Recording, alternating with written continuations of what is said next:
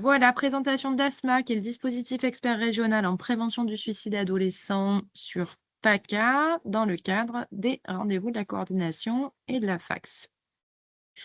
Alors, vous parlez d'ASMA, c'est, vous parlez de nos missions, c'est-à-dire qu'est-ce qu'on fait, comment et avec qui. Sur le qu'est-ce qu'on fait, on a pour grande mission donc,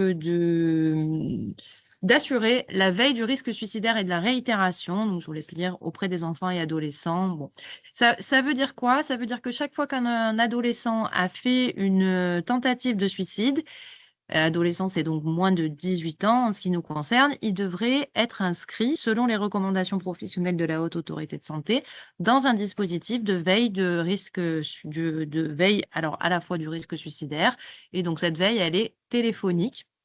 Et elle rentre dans le cadre de ce qu'on appelle la stratégie nationale de prévention du suicide. Voilà, avec, un objectif assez fort qui, est celui de diminuer le risque de réitération suicidaire et en sachant que, on a aujourd'hui une étude de Santé publique France qui montre qu'on a une diminution de 38 du risque suicidaire de réitération, mais je reviendrai là-dessus plus tard pour la question des liens, de l'importance de travailler ensemble et des liens sur, l'orientation. Autre mission, c'est l'organisation de la coordination du parcours de soins et l'appui aux professionnels de santé. Donc, avec, l'idée de limiter, les ruptures de parcours pour les adolescents donc qui sont concernés.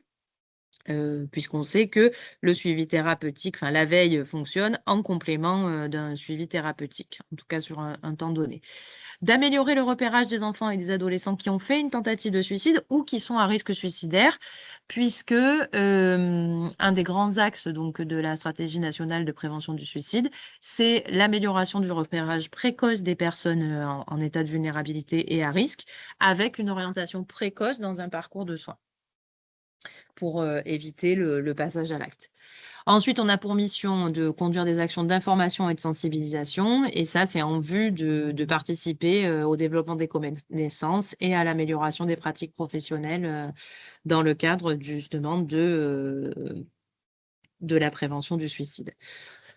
Voilà et donc autre grande mission alors qu'on mène avec donc le CRPS, qui est le Centre régional de prévention du suicide, qui regroupe 3 structures au niveau régional. Le 3114, qui est le numéro national de prévention du suicide.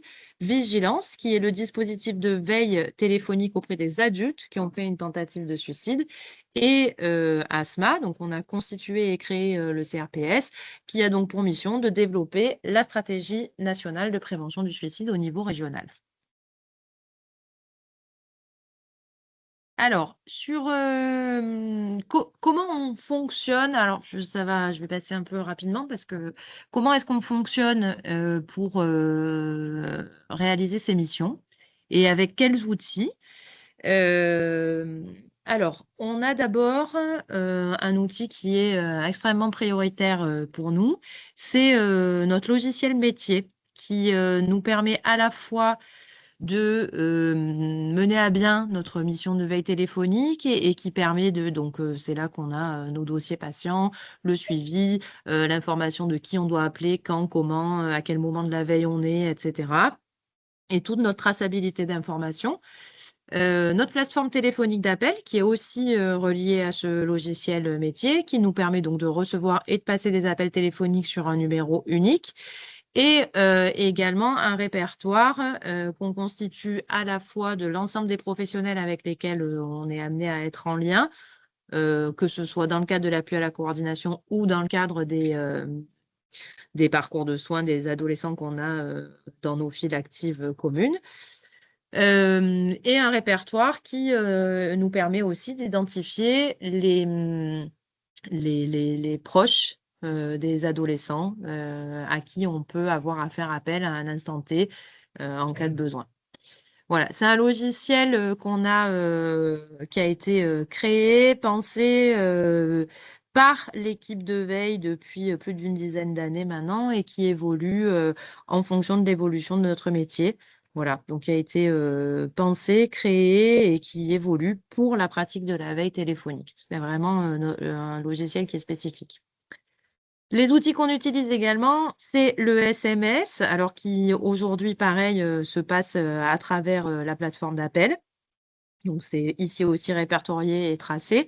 Et les cartes postales qui, elles, sont manuscrites. Donc, on adresse des cartes postales parfois aux jeunes dans des situations particulières, qui sont manuscrites, rédigées par les membres de l'équipe de veille et mises sous pli et sous enveloppe pour le respect du secret professionnel. Voilà. Mais c'est un outil assez intéressant parce que c'est un outil qui nous permet de recréer du lien avec des adolescents qu'on a perdu de vue. Donc, les 3 modes principaux utilisés pour le lien avec les adolescents, c'est l'appel téléphonique, le SMS et la carte postale.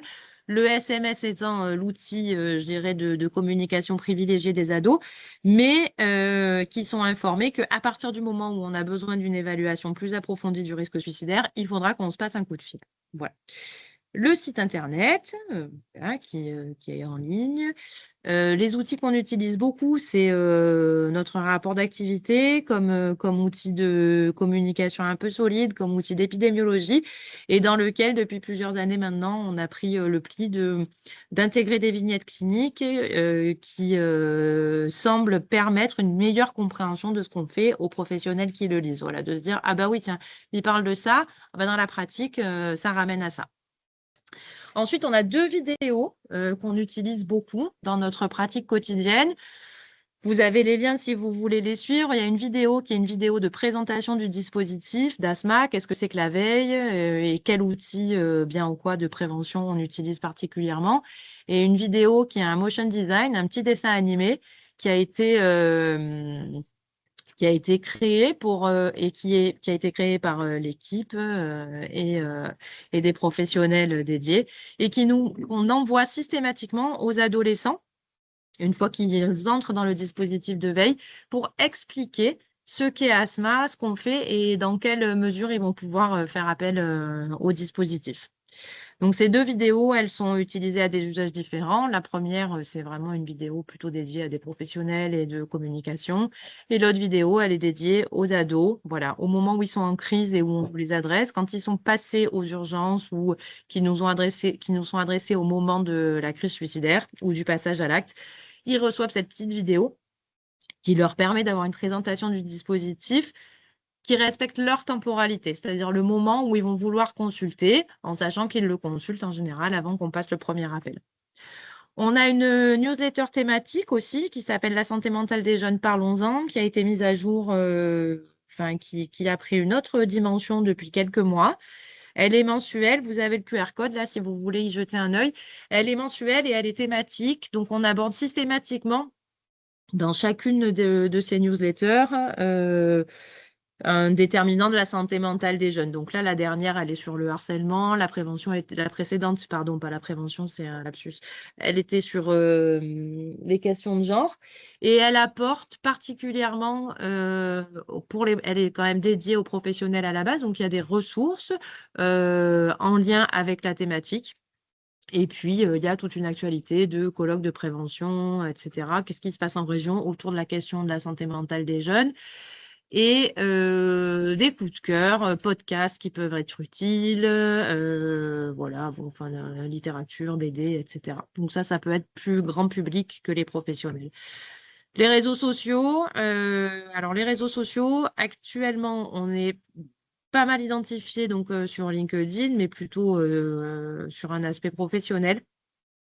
On vise et on tend, c'est l'idée quand même de départ, à vouloir aller mettre en place une veille des jeunes sur les réseaux sur lesquels ils vont. Sachant qu'aujourd'hui, bon, il y a toutes les discussions sur les réseaux sociaux, etc.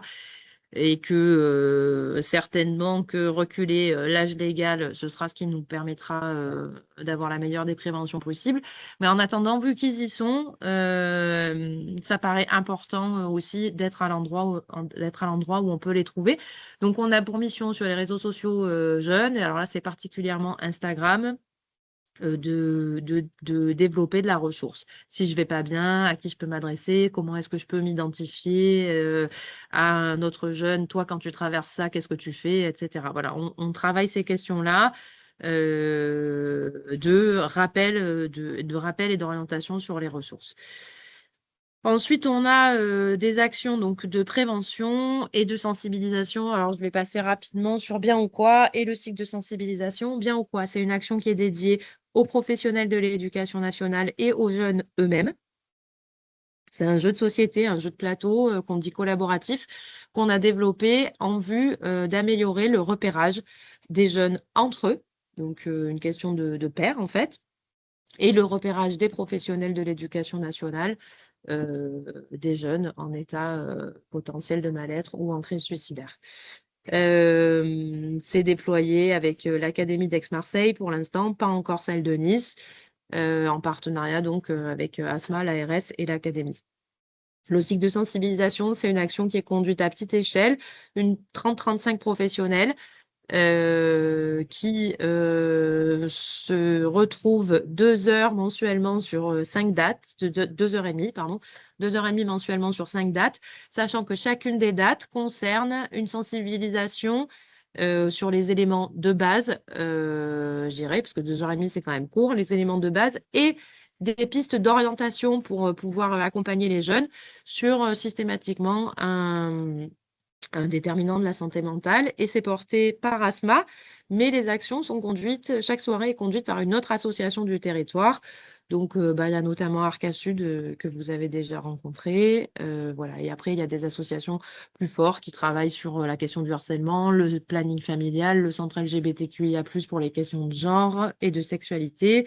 Lève les yeux pour les questions de déconnexion aux écrans. Voilà. Ça permet à la fois d'avoir des éléments théoriques essentiels, des pistes d'orientation et d'action à mettre en œuvre quand on est face à un jeune qui est concerné par ces problématiques-là, et aussi de se tisser un réseau à l'échelle locale. Donc ça, c'est une action qui est marseillaise pour l'instant et pour laquelle on se dit que peut-être ce serait intéressant de la déplacer dans les autres départements, mais pour lesquels on aura besoin de soutien, et ça peut faire partie des choses qu'on peut avoir à travailler ensemble, de soutien dans les territoires pour la connaissance du territoire, des acteurs, des professionnels qu'on peut contacter.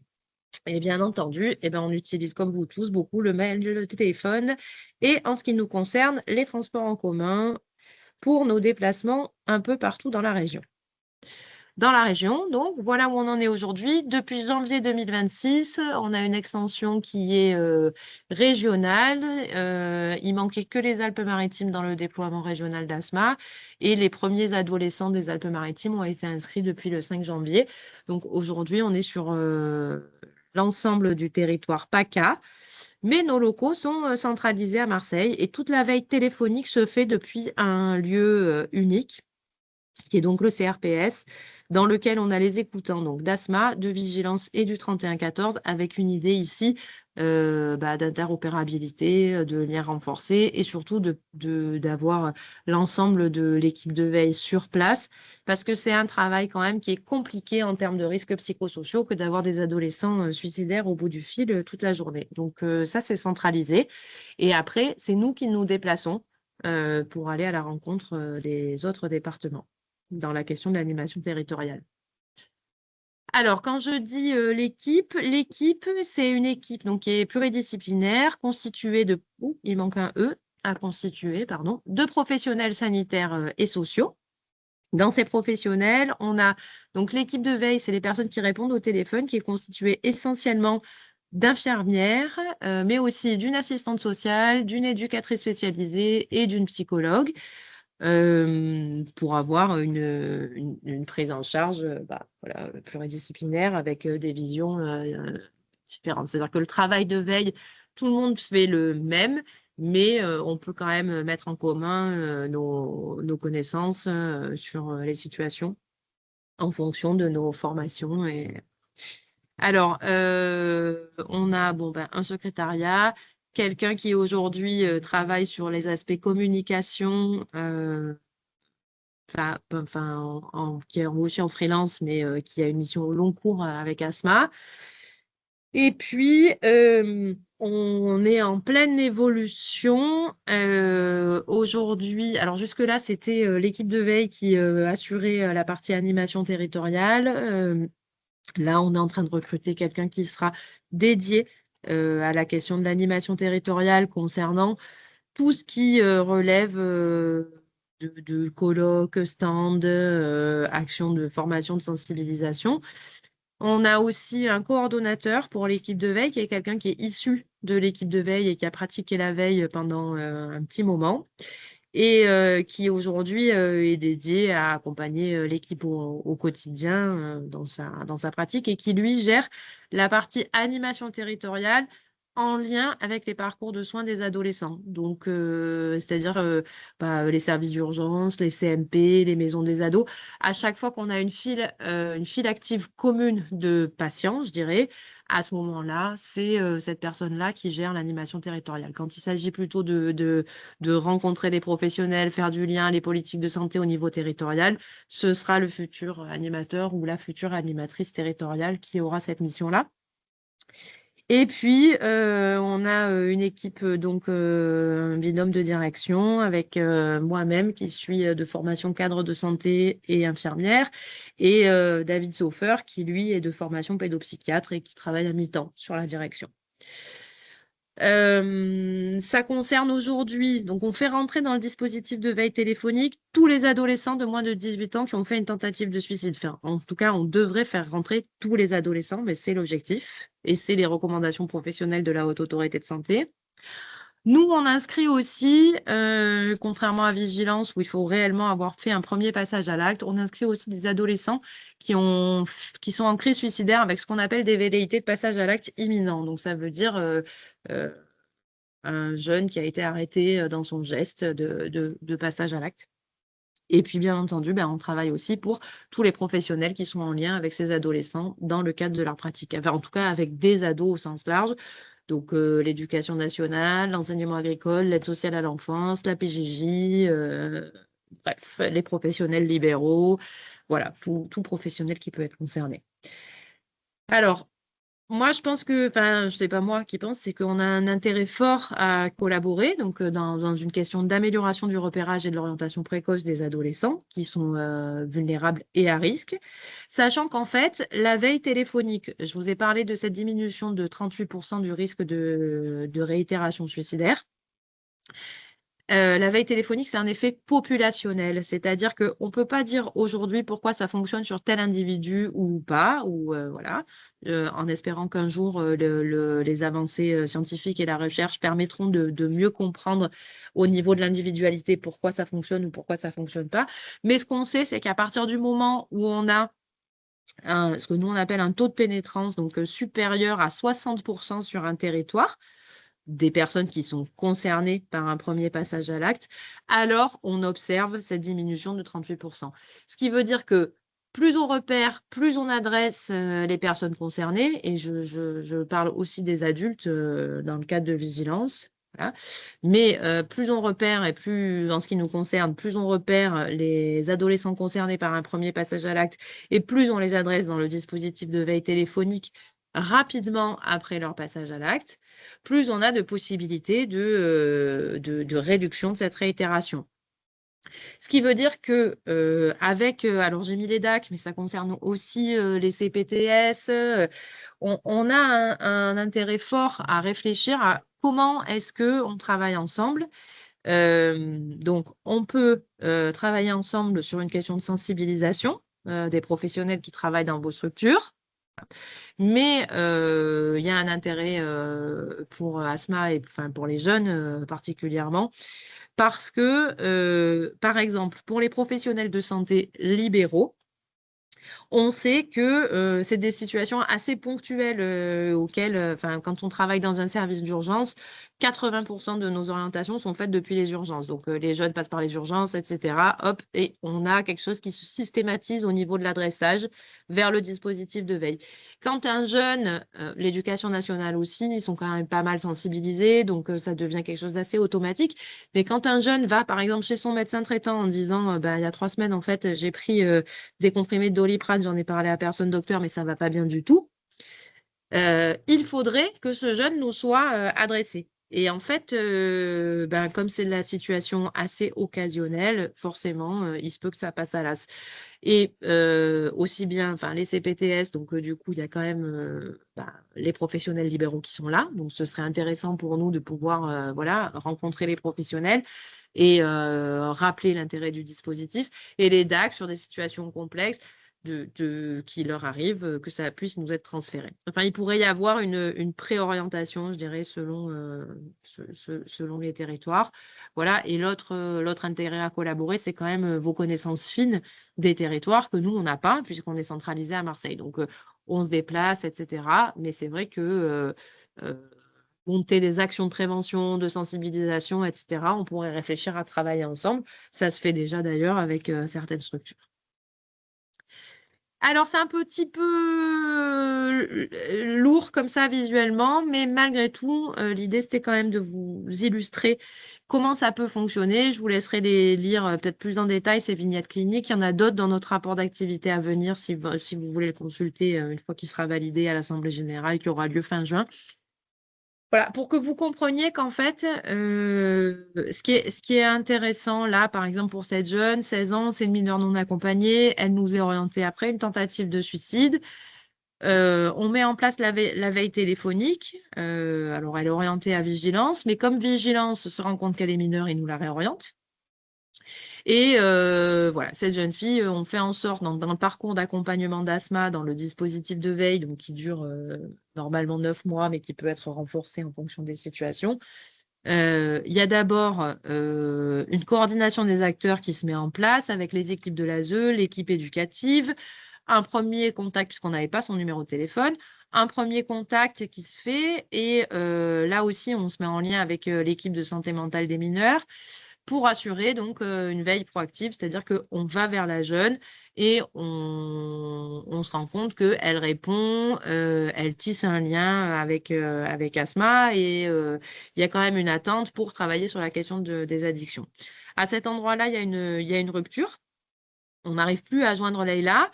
Et puis, ce qui est intéressant quand même dans le parcours de la veille, c'est qu'il y a une référence qui est mise en place. Donc, il y a un référent qui a une vision un peu méta de la situation, qui a pris contact donc, avec l'ensemble des acteurs, etc. Et bon, alors elle investigue, etc. Et elle se rend compte que bah, finalement, la jeune, elle a fugué sur une autre région. Et ça permet de faire un lien immédiat avec l'équipe vigilance de l'autre région, pour qu'il y ait une continuité de la veille qui se mette en place. Voilà, nous, on considère qu'elle est perdue de vue, mais on transfère à l'équipe vigilance qui est concernée, et du coup, la veille se remet en lien. Et finalement, la veille se remet en lien, et depuis l'équipe de vigilance dans le département où elle est partie, Asma apprend qu'elle revient dans la région. On n'a pas de nouvelles, elle est dans un autre foyer qui dépend de l'aide sociale à l'enfance. On envoie une carte postale. Et puis, en fait, cette carte postale, elle permet d'établir le lien avec le SSM et de reprendre la veille téléphonique et de reprendre contact avec l'adolescente. Et donc, on la retrouve, on ne la perd pas. Et je vous passe que derrière, on retravaille sur l'intégration dans un parcours de soins, etc. Donc, il y a un accompagnement finalement qui peut se créer là, tout au long du parcours de Leïla, avec une détection des ruptures de parcours, la relance proactive des partenaires quand il y a besoin pour remettre du lien, de la collaboration qu'on voit bien entre l'aide sociale à l'enfance, vigilance de l'autre département, etc., le SSM, et puis bon, des outils qui sont adaptables, parce que finalement, cette carte postale, c'est hyper important pour les jeunes qui sont confiés à l'aide sociale à l'enfance. Ça marche vraiment bien. Voilà, donc ça nous permet de tisser des liens, parce qu'ils changent quand même pas mal de numéros de téléphone, de lieu de vie, etc. Donc, quand on a un lieu de vie, on arrive à raccrocher. Une autre illustration de ce que fait Asma, comment on travaille. Alors là, c'est Gabrielle, 17 ans, une tentative de suicide par intoxication médicamenteuse volontaire. Elle a déjà été adressée chez Asma quand je vais vous raconter la situation. C'est-à-dire qu'on en est au 3e mois de veille sur la situation qu'on va évoquer, qui est une situation d'urgence. En tout cas, au 1er mois, quand elle rentre dans le dispositif, elle reçoit la vidéo explicative pour parler du rôle d'Asma. Et avec la personne qui est référente de sa situation, elle élabore son plan de secours, ce qu'on appelle le safety plan, qui permet derrière d'être mobilisée en cas de situation de crise et d'urgence. Au 3e mois, c'est Gabriel qui un matin contacte Asma Et elle signale donc un état de mal-être intense, des idées suicidaires actives, scénarisées. Elle a ce qu'on appelle un scénario, donc on est dans une urgence immédiate. Et la question, c'est, elle a mis en œuvre le plan de secours qu'elle a travaillé auparavant à M0.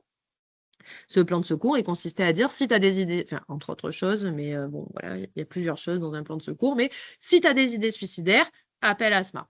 Et donc, ce qu'elle a fait, elle met en œuvre son plan de secours, elle appelle Asma, et en lien avec l'équipe au bout du fil, on lui rappelle les étapes du plan de secours, donc elle s'engage à rentrer chez elle, elle retrouve sa mère, qui est une des personnes de confiance qu'elle a identifiées dans son plan de secours.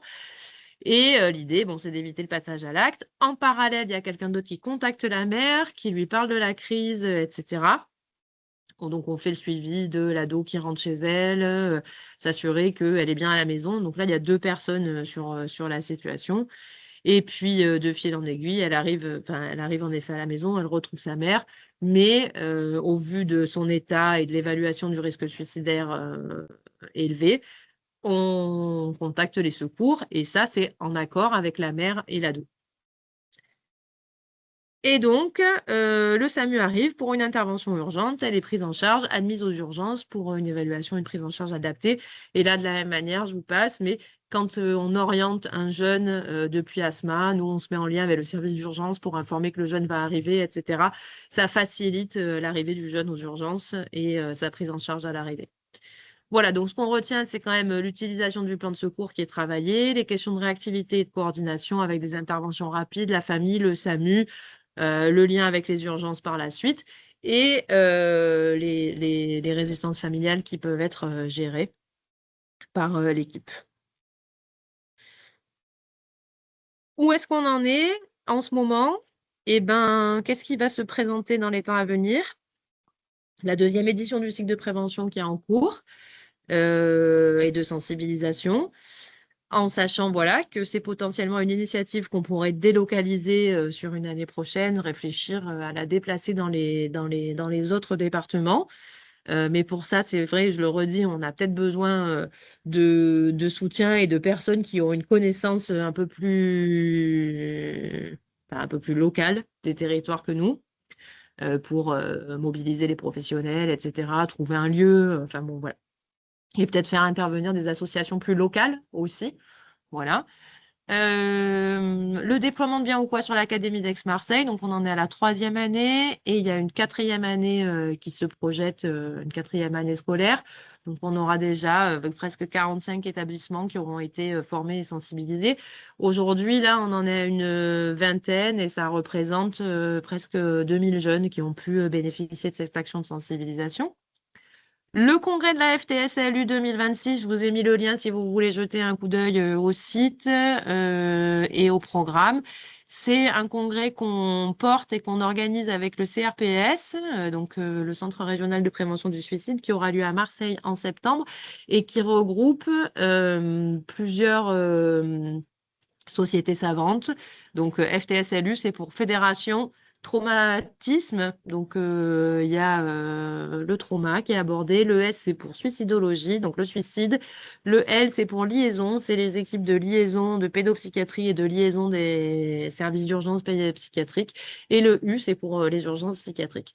Le programme tourne autour de la question de la Méditerranée et des migrations en lien avec les problématiques suicidaires. Ça me paraît super intéressant. Voilà, donc si vous voulez le diffuser autour de vous. Et ensuite, on a un gros sujet de restructuration et de pérennisation du dispositif sur le territoire, avec un renforcement des fonctions support là, qui va se faire dans les mois à venir.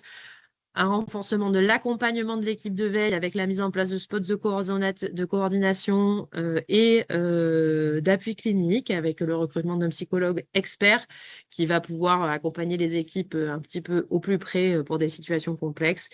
Et la question de la structuration et de la soutenabilité de l'animation territoriale pour l'équipe, c'est-à-dire comment est-ce qu'on fait pour à la fois animer un territoire qui est grand et travailler avec les professionnels, etc., tout en faisant en sorte que ça reste soutenable pour l'équipe, c'est-à-dire que nos déplacements ne virent pas à des choses extrêmement compliquées. Voilà. Donc, on travaille quand même beaucoup à ça, à de la structuration et de la sécurisation à la fois pour les équipes et surtout, in fine, pour les ados qui font partie du dispositif. Voilà, je crois que j'ai beaucoup parlé, mais j'ai fini et je vous remercie. Je suis à votre disposition si vous avez des questions. Merci Émilie, merci pour ta présentation. Il y avait une première question dans la conversation, j'y ai répondu en partie parce que là tu as mis les liens. Bon après une fois que vous irez sur les vidéos, vous pourrez directement avoir l'information, mais on demande, c'était l'info du titre même de la vidéo. Alors la première je l'ai trouvée, c'est ASMA, Association pour la prévention du suicide et du mal-être, et effectivement tu la trouves sur YouTube. La deuxième, elle me met qu'elle est non référencée, donc j'arrive pas à la trouver si je mets juste le titre. Ah, alors attends, je t'avoue que j'ai demandé à l'équipe de me la faire passer. Je vais retourner vite fait sur le... Parce que hier, j'ai demandé le lien, mais il est possible que vous y ayez pas... Enfin, je suis très Ben, étonnée. en fait, on peut la voir quand on clique sur le lien YouTube, on peut la voir, mais si jamais on fait une recherche YouTube juste avec le titre qui est Asma présentation, elle n'apparaît pas parce qu'elle est non référencée, en fait. Voilà. Ah, mais parce que elle est non référencée volontairement. D'accord, Ah pardon, ben voilà. excusez-moi. Voilà, elle est volontairement non référencée parce qu'elle n'est donnée qu'aux adolescents qu'on inscrit dans le dispositif, en D'accord. fait. Ok. Donc, si vous voulez, quand, quand on a un jeune qui est adressé dans le dispositif, à partir du moment, nous, on est informé via notre logiciel métier, etc., qu'on a une demande d'entrée.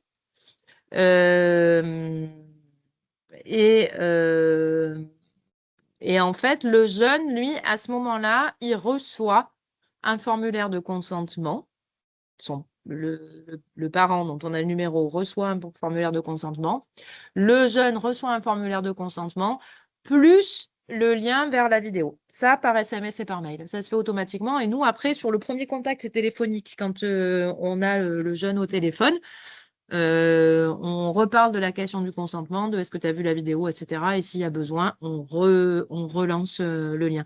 Mais c'est pour ça que vous ne pouvez pas la trouver, parce Hmm. qu'elle ne se diffuse pas. D'accord. Voilà, c'est ça. Donc, ça veut dire qu'il vaut mieux que si jamais on doit parler d'asthma, il vaut mieux diffuser le premier lien que tu nous as envoyé. Ça Oui. peut être intéressant autant pour les partenaires que pour si jamais voilà, des coordonnateurs sont en lien avec des familles où il y a effectivement un des adolescents qui est en risque suicidaire. On peut envoyer à la première. Et par contre, dans l'idée de vraiment une intégration, on fait d'abord sollicitation à Asma et après, c'est Asma qui fait, qui déroule toutes ces étapes d'intégration. C'est ça, Ok. exactement. Après, ce qui peut se faire, c'est si vous êtes de toute façon concerné par une demande d'entrée, c'est-à-dire que vous repérez un jeune qui a fait une tentative de suicide de moins d'un mois ou vous êtes informé de ça, vous pouvez nous faire la demande d'entrée via le lien que je vais vous laisser là dans le chat. Voilà, ça c'est le lien qui vous renvoie sur la page de demande d'entrée. Est-ce que tu pourras le Euh, rajouter sur ton PowerPoint? Ça t'embête Ouais, pas? je vais le faire. Comme J'étais ça, en au moins, train de ce me sera... le dire. Allez, super. Voilà. Et à partir de là, ce qu'il faut savoir, c'est que ce lien, il n'est donné qu'à des professionnels de santé au sens large, biopsychosocial. Ça peut aussi concerner des professionnels du social. Voilà. À partir de là, quand vous cliquez là-dessus, vous tombez sur un formulaire de santé qui est sur un serveur sécurisé santé, donc qui peut tout à fait recevoir des données professionnelles. Et à partir du moment où vous validez ce petit formulaire de demande d'entrée dans lequel essentiellement vous allez retrouver les coordonnées du jeune et à minima des parents pour qu'on puisse les contacter. Le motif de la demande d'entrée, est-ce que c'est une tentative de suicide récente ou est-ce que c'est une crise suicidaire avec des velléités de passage à l'acte imminent? Et après, un petit paragraphe libre dans lequel on vous dit, bah, si vous avez des infos à nous donner, c'est pas mal parce que l'exhaustivité des infos nous permet d'améliorer le recontact. Je prends toujours pour exemple le fait que, en fait, dans le passage à l'acte, la tentative de suicide, il y a souvent un facteur déclencheur, en fait. Et parfois, on ne nous parle pas du facteur déclencheur. Et ça peut être ennuyeux parce que nous, au moment où on prend contact, etc., on refait un peu une anamnèse et puis on peut poser une question qui en fait est en lien avec le facteur déclencheur. Et notamment, j'ai en tête une jeune qui avait perdu son papa la semaine précédente. C'est ce qui a déclenché la tentative de suicide. Alors, c'est jamais une cause isolée, mais en tout cas, c'était le facteur déclencheur. Et nous, quand on a téléphoné, on a pris les coordonnées du papa, de la maman, du papa, comment ça se passe à la maison. Bam, mon papa, il est mort. Ça, c'est voilà, c'est en ça que on n'a pas besoin de tout savoir, loin de là, sur la situation de santé, le parcours de vie du jeune qui est inscrit dans le dispositif. Par contre, un élément qui nous permet d'éviter de mettre les pieds dans le plat et de créer un lien de qualité avec le jeune, c'est quand même important. Bien sûr. Donc voilà, et une fois que une fois qu'on a accepté la demande d'entrée, je vous dis, c'est à ce moment-là que nous, le jeune reçoit la petite vidéo et le formulaire de consentement. S'il nous arrive de refuser une entrée, vous serez informé. De toute façon, on reprend contact avec les professionnels qui nous adressent le jeune pour vous dire pourquoi, a priori, on a refusé l'entrée. Voilà. Ça, je vais en effet le rajouter sur le PowerPoint. Je le mets sur la dernière Ouais. slide, d'accord? Super, parfait. Je sais, j'ai pas vu d'autres questions dans le chat. Peut-être que tu peux arrêter le partage, comme ça au moins on te voit un peu Ah mieux. oui, pardon. Ah, Parce que mais du je coup, pensais, et oui, voilà. on voyait ton écran. Désolée, désolée, désolée, désolée. Voilà. Moi, j'avais une petite question. Tu as parlé des équipes santé mentale pour mineurs. Il y en a, elles sont portées par qui? Elles sont à quel endroit? Est-ce que c'est des partenaires voilà, que vous avez en privilégié? Enfin, voilà, Ah bah, elles sont territoire dépendant. Là, l'ESSM, c'est une équipe qui dépend de l'aide sociale à l'enfance sur le territoire qui nous était adressé par le jeune. Elles n'existent pas forcément partout. Voilà. D'accord. Ok. Je fais un lien aussi sur ce que tu disais au départ. Tu as parlé de tes outils, tu as parlé de ton répertoire. Alors, je fais un lien pour notamment les DAC qui sont en plein dans Cassis en ce moment, qui peuvent Dans peut-être se poser Cassis, la ouais. question.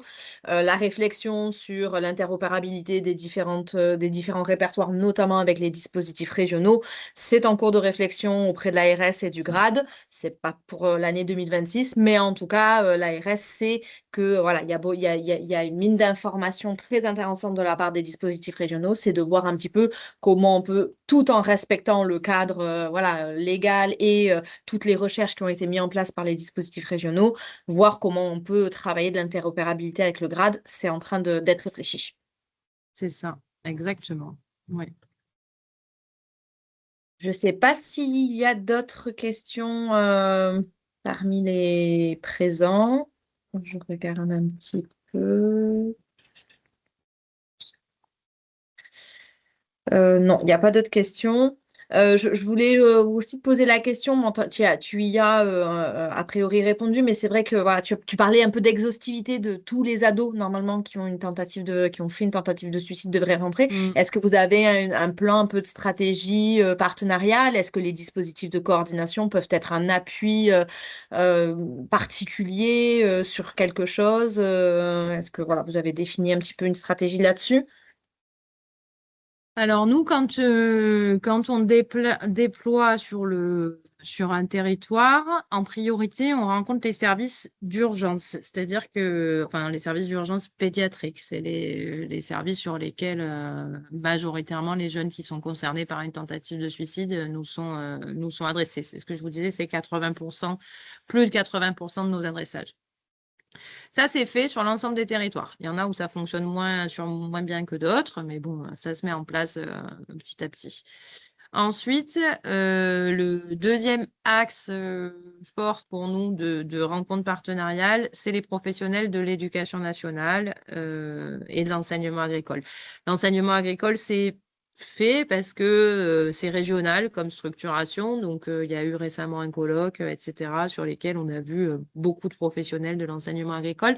Mais sur l'éducation nationale, on essaie en priorité de rencontrer l'ensemble des infirmiers parce que dans l'enseignement secondaire, en général, il devrait y en avoir un dans chacun des établissements. Donc, sur l'Académie d'Aix-Marseille, on rencontre chaque année les nouveaux infirmiers qui sont recrutés, voilà, dans le cadre de leur formation d'adaptation à l'emploi. Et il nous arrive là, aujourd'hui, on a vu tout le monde sur l'Académie d'Aix-Marseille en ce qui concerne les infirmiers. Sur l'Académie de Nice, on a rencontré les professionnels du Var. Et là, sur les 6 mois, entre janvier et fin juin, on aura rencontré l'ensemble des infirmiers enfin, normalement, s'ils viennent, en tout cas, c'est prévu, l'ensemble des infirmiers de l'éducation nationale, mais aussi les psychologues, les assistants de services sociaux et les médecins. Ça, c'est pour l'Académie de Nice.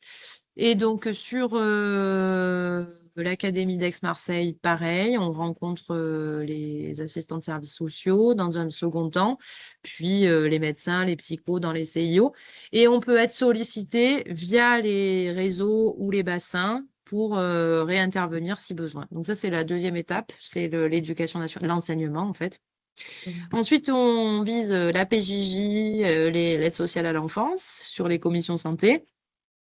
Et puis après, petit à petit, à travers ce travail-là de partenariat de réseau, on est repéré par les autres structures et donc on est sollicité et on intervient un peu à la sollicitation. C'est aussi pour ça que je vous dis que sur les Bouches-du-Rhône, par exemple, où on est implanté depuis 2002, aujourd'hui, on est quand même pas mal repéré, donc on est sollicité par des maisons de santé, des CPTS, etc. Et on peut intervenir soit en visio sur des temps courts, soit sur un événement particulier qui est organisé par la structure. Mais s'il y a la possibilité, je pense que c'est quand même super important qu'on se rencontre donc avec les autres professionnels, les autres acteurs de la coordination, parce que c'est ce que je vous disais, la question du repérage, notamment par les professionnels libéraux, elle est très aléatoire, entre guillemets, mais ça se comprend vraiment, à la fois par la surcharge de tout ce qu'il y a à faire, etc. Et puis aussi par le fait que c'est des situations qui, du coup, sont beaucoup moins régulières. Quand on va dans un service d'urgence, on met en place un protocole d'adressage, hop, au bout de quelques mois, ça peut être fait.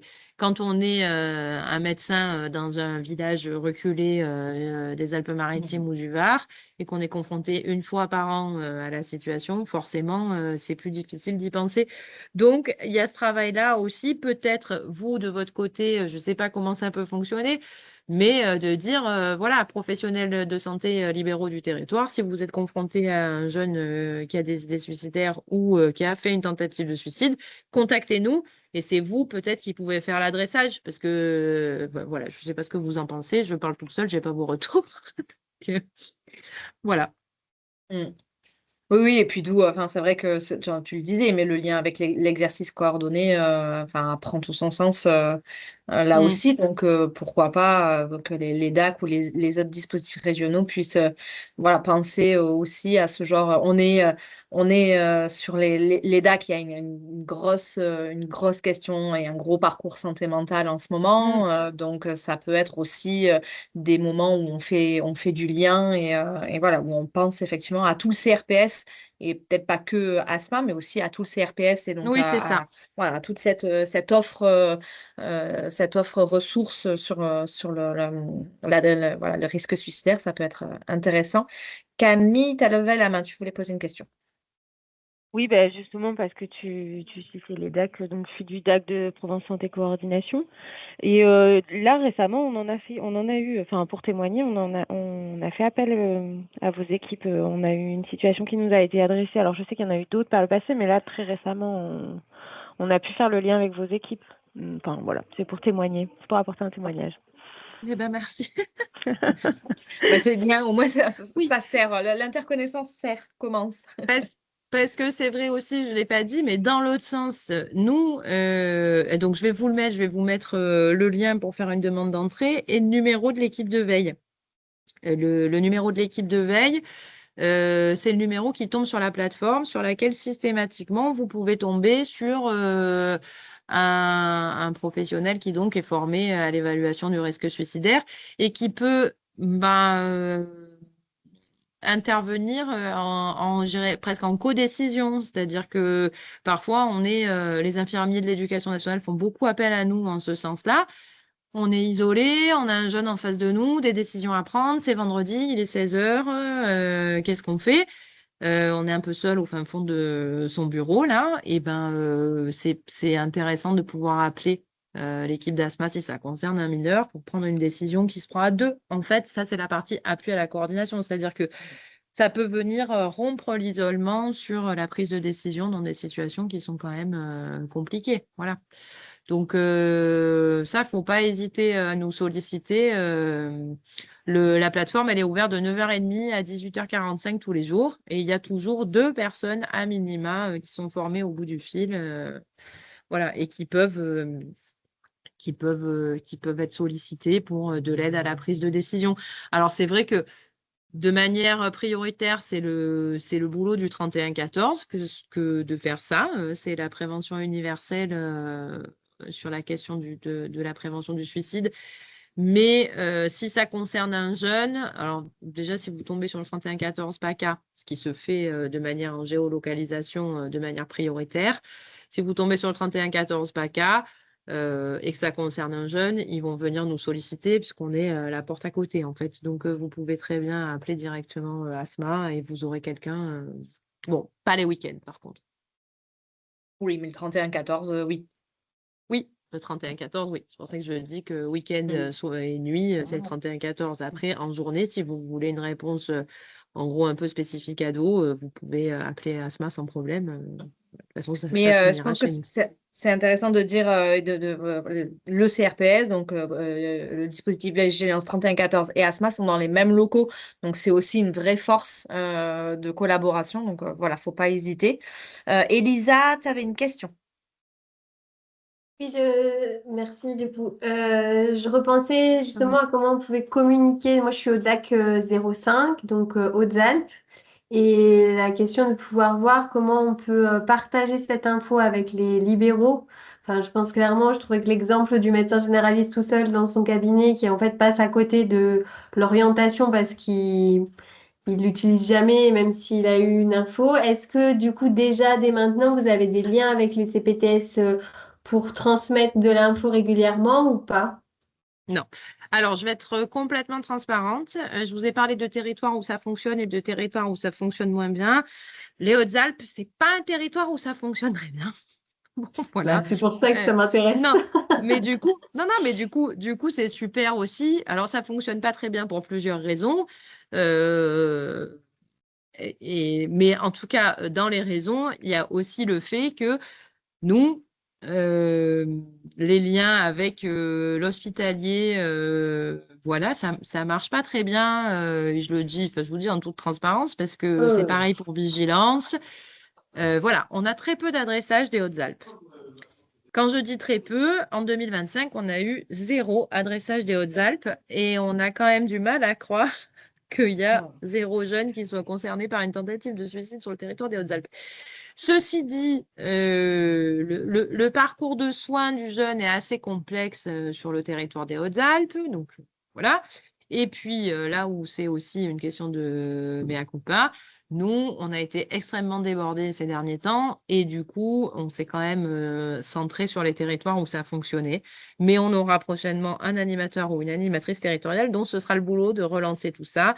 Et je sais que l'ARS aussi va travailler à relancer, enfin en tout cas à lancer, je dirais presque, le sujet sur les Hautes-Alpes. On s'était déjà rencontré avec une de vos collègues du DAC. Exactement, avec Aline. À plusieurs reprises, je sais que le DAC s'est vachement mobilisé. On avait rencontré la MDA, il y avait eu une réunion d'organiser avec la délégation départementale de l'ARS, mais on a du mal à adresser. Donc c'est vrai que si on peut prendre, nous, déjà attache, contact, se dire comment est-ce qu'on peut procéder avec les libéraux aussi, c'est très volontiers. Sachant que si on peut attendre l'arrivée de l'animateur ou de l'animatrice territoriale, c'est mieux. Je vous dis ça déjà parce que il est vrai que on est un peu limite sous l'eau par moment, mais parce qu'en plus de ça, on a eu à un moment donné quelqu'un qui avait pris ce poste avec pour l'animation territoriale des Hautes-Alpes, et puis la personne est partie, et du coup, c'est un peu tombé à l'eau, et moi je trouverais dommage de démarrer quelque chose avec la personne qui va prendre le poste, et donc ça va être le boulot aussi derrière, que d'entretenir ça, donc c'est bien qu'elle rencontre les personnes, en fait, voilà, c'est un peu Et est-ce que comme on du n'est coup, plus. cette personne, elle peut revenir vers nous au DAC parce que je pense que autant Aline, enfin, on verra après qui peut faire ce lien-là. Mais je pense qu'effectivement, on commence à avoir en tout cas au niveau des CPTS et tout ça, des contacts qui peuvent au moins diffuser l'information.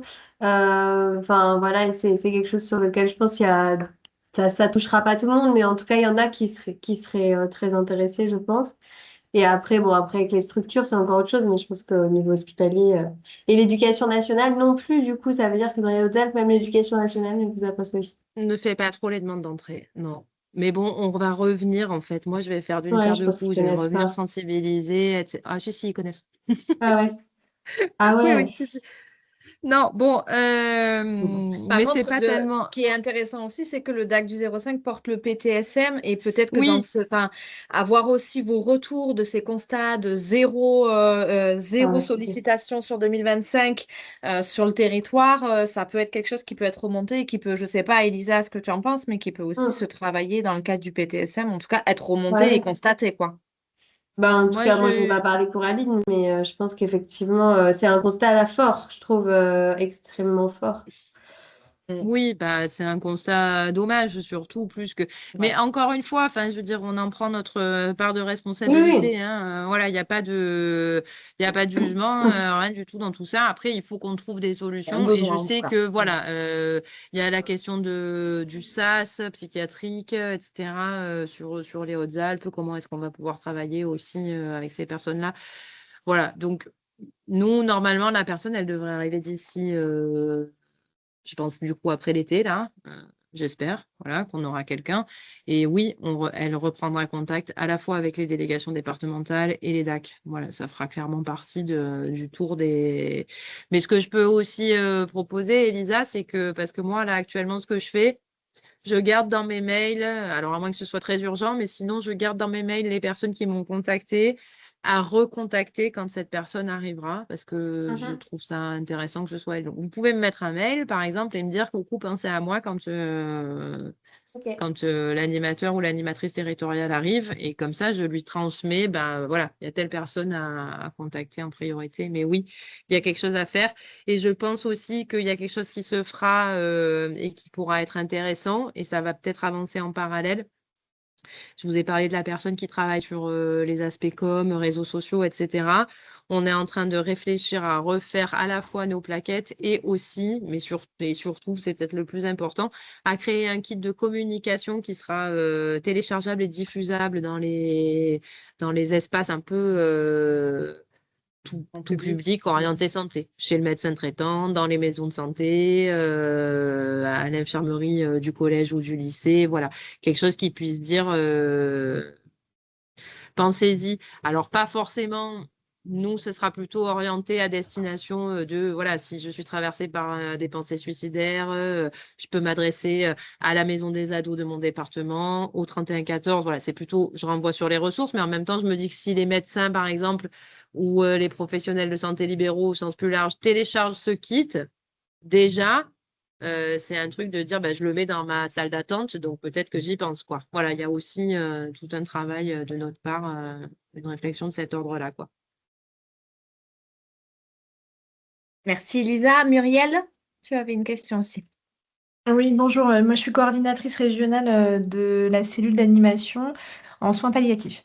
Ma question, elle était, on constate aujourd'hui que dans les aidants, la moyenne d'âge des aidants diminue de plus en plus et qu'il y a de plus en plus d'adolescents qui sont aidants, de personnes qui s'accompagnent, que ce soit en fin de vie ou dans des situations de handicap ou autre. En tout cas, ma question, c'était de savoir si vous étiez en lien avec des maisons des aidants sur cette population à risque, en fait. Alors, je vais être non. Non, Ok. non, parce que, enfin bon, vous avez entendu, vous avez entendu entre guillemets la stratégie de déploiement et d'arrivée dans les territoires, etc. Là, j'avoue que de fait, je pense que c'est pas prioritaire en termes d'adressage et donc d'effet de prévention massif, entre guillemets. Mais en même temps, c'est super important. Je savais pas d'ailleurs ce que vous venez d'avancer. Je trouve ça dur et terrible. Ouais. Euh, ce kit Et communication, ben ça du pourrait être coup, intéressant de viser les voilà, les maisons des exactement. aidants, On par pourrait exemple. très bien, ouais, on pourrait très bien, par exemple, pareil, se mettre en lien sur ce mode-là, oui, dire voilà. Parce qu'il y a des lieux, du coup, c'est ça, dédiés. Oui, il y a des maisons des aidants qui existent un Hmm, peu, j'imagine, sur le modèle des maisons des ados ouais. que vous avez, parce que moi, c'est pareil, le dispositif des maisons des ados, je connais pas. Mais en tout cas, les maisons des aidants, il y en a, je crois qu'il y en a de façon départementale. Mm, c'est Ah ça. oui, ouais, ok. Donc, nous, on essaye de les rencontrer. On va essayer de recenser les ressources pour les aidants, dont les séjours de répit ou autres. Mais peut-être que, voilà, en fonction. Alors, nous, ça, c'est sur un temps long, hein, parce qu'on est un peu comme vous, on est noyés et on est une toute petite J'imagine. équipe. Mais du coup, en discutant avec le directeur adjoint de l'ARS qui est venu nous rencontrer il n'y a pas longtemps, qui nous a parlé de vous. En tout cas, voilà, nous, on avait fait ce lien de pouvoir éventuellement, sur un temps long, penser par rapport aux jeunes aidants, peut-être, de pouvoir vous rendre lisible auprès d'eux et voir ça avec un travail avec les maisons des aidants, entre autres. Ben oui, carrément. Après, je pense qu'il faut quand même garder en tête que il faut pas non plus qu'on soit ultra visible auprès de tous les adolescents du territoire. Enfin, le parce que la veille téléphonique, ça concerne les jeunes qui ont fait une tentative de suicide. Donc, il faut qu'on soit Ok, ultra visible auprès de l'ensemble des professionnels qui sont oui, voilà. Pour les jeunes, notre visibilité, et c'est à travers ce kit de com, les réseaux, etc., et la refonte de notre site prochainement qu'on y pense, c'est plutôt quelque chose qui renvoie vers de la ressource. C'est-à-dire, si je vais pas bien, à qui je peux m'adresser, nanani, nanana. Mais en fait, souvent, on rigole, là, dans le cadre de notre campagne de com, on aimerait bien pouvoir écrire un truc, ne viens jamais chez nous. Voilà, Mm. Asma ne vient jamais chez nous, parce qu'en gros, si tu es chez nous, si tu es rentré dans notre file active, ça veut dire que C'est que tu as déjà fait une c'est, tentative de ouais, suicide. Voilà. c'est un peu tard. Donc, c'est ça. Sur la question de la maison des aidants et de la visibilité, finalement, je pense que vraiment ce kit de com qu'on va travailler, et à ce moment-là, on repassera par la fax, je pense, Jennifer, voilà, Bien sûr. pour le diffuser. Ça va vraiment être, voilà, c'est porté par Asma et ça apparaîtra en tout petit que c'est porté par Asma, en fait, finalement, et ça mettra en valeur d'autres choses. Encore une fois, ça mettra en valeur tu vas pas bien, la maison des ados peut t'écouter sur n'importe quel sujet, les espaces santé jeunes, etc. Tu as des idées suicidaires, va chez ton médecin traitant, enfin, ou tu es traversé ponctuellement par des idées suicidaires, des idées noires, etc. Va chez ton médecin traitant ou va dans la maison de santé du coin. Et je me demande même, on réfléchit à se dire, est-ce qu'on ne laissera pas des petits pointillés pour qu'on puisse écrire manuellement la maison de santé du coin, le numéro de téléphone, c'est ça, même si c'est moche, on s'en fout. Enfin, au moins, il y aura les bons trucs. Voilà. Tu es traversé par des pensées suicidaires, appelle le 3114 ou rends-toi au service d'urgence le plus proche. Voilà. Mais enfin, j'insiste sur ce truc parce que finalement, des Mm. ados qui vont pas bien, à un moment donné, c'est tous les ados qui passent par Mm, mm, là. mm. Donc, il faudrait pas que tous les ados et tous les parents de PACA nous appellent. On risque de pas s'en sortir, quoi. Ouais, ouais. Voilà. Donc, il y Mais a peut-être vous rendre plus lisible pour les aidants, enfin, pas pour les aidants, pour les professionnels qui oui, accompagnent, ça qui complètement. pourraient, eux, Ouais. par contre, pouvoir vous faire des signalements en cas de, comme vous l'avez présenté pour qui vous vous adressez, en tout cas pour ceux qui peuvent avoir des Mm, velléités de passage à l'acte, c'est ça. ou ouais, peut-être plus Exactement. dans ce Oui, oui, oui. registre-là. Voilà, Ok, il y a les deux. Ok. Bah, on Merci. transmettra, Émilie, dès que c'est prêt, tu nous le dis, et on transmettra Oui. via les newsletters, tout ça. Ouais. merci. Aucune pression, Non, bah non, là, de toute façon, si tu veux, hein, il n'y a on pas fait de comme on souci. peut. Ouais.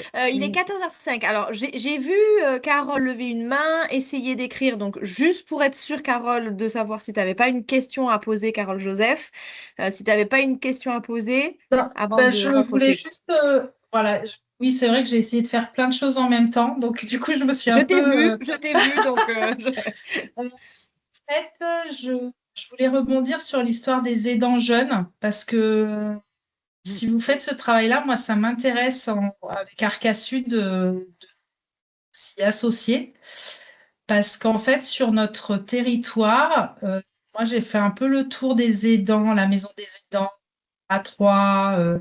Il y a Sage aussi. Et c'est plus direction des aidants, personnes handicapées, personnes âgées. J'ai pas réussi à voir de structure vraiment qui accompagne les aidants jeunes. Hmm. Voilà. C'est vrai Les que- propositions qui sont faites, c'est pas adapté aux ados, quoi. Voilà. Hmm. Donc, si vous arrivez à faire ce petit truc, moi, je pense qu'Arcasud, on sera aussi... parce que des jeunes ados accompagnant des parents qui ont des problèmes de troubles d'addiction, psychiatrie, enfin voilà, on n'en a pas souvent, mais on en a ponctuellement. Et Ouais. c'est vrai après, il y a les XAPA, les CJC, enfin voilà, il y a les groupes de parole, mais adaptés. Mais sur le volet vraiment estampillé aidant jeune, je crois que c'est un sujet qui est, à mon avis, à prendre en considération, mais qui n'est pas forcément pris encore de façon officielle par des structures. Tout le monde en parle, qu'il y a de plus en plus d'aidants jeunes et que c'est problématique pour eux au niveau de leur quotidien, parce qu'il y a du décrochage scolaire, parce qu'ils arrêtent les études, parce qu'ils peuvent plus travailler. Enfin, voilà, si c'est des étudiants, ils arrêtent leurs études. Mais du coup, et puis là, sur leur santé mentale aussi, c'est un gros impact sur comment ils voient leur avenir. Mais on n'a pas identifié de structure qui propose des choses et des groupes de parole dédiés aux ados ou aux jeunes adultes. Donc, peut-être un Ok, travail à ok. faire aussi entre la PSP, Asma, Arca, vu les sujets. Mm. Effectivement, ça peut être un beau projet collaboratif. Mm. Alors, 14h07, je suis désolée, je vais devoir peut-être parce que, mais voilà, Elisa, je vois que tu écris, j'ai vu que tu avais levé la main, tu avais Et peut-être juste quelque chose à rajouter. rapidement, mais il y a des plateformes des aidants qui se sont vraiment sensibilisées à ça. Enfin, nous, dans le 05, il y a vraiment des temps enfin, de week-end pour les ados, d'activités pour les ados, de spécialités. Peut-être ça vaut le coup, je ne sais pas en tout en détail par qui après ils ont été formés pour tout ça. Mais en tout cas, la plateforme des aidants du 05, elle est formée à vraiment l'enfance maintenant. Et ils D'accord. accompagnent de plus en plus d'enfants. Voilà. Si jamais ça peut être un partenaire à appeler. Pour d'autres territoires. Vous nous le Du coup, sur rappellerez, sur Elisa, un quand on territoire se compliqué. revoit? Hmm. Oui, en plus. Oui, je l'ai noté, ouais. Super, merci beaucoup. Bah, écoutez, merci beaucoup à tous. Merci Émilie pour ta présentation, pour Merci à ton vous. temps. Ouais. Donc, vous le savez, on met tout sur le site internet. Vous pouvez le retrouver et puis le partager à vos collègues. Et n'hésitez pas voilà, à contacter Émilie ou à nous demander les coordonnées d'Asma si vous avez besoin de quoi que ce soit. Tout sera aussi sur le site de la Fax Sud. Merci beaucoup à tous. Passez une excellente journée et puis on vous dit à bientôt pour d'autres rendez-vous de la coordination.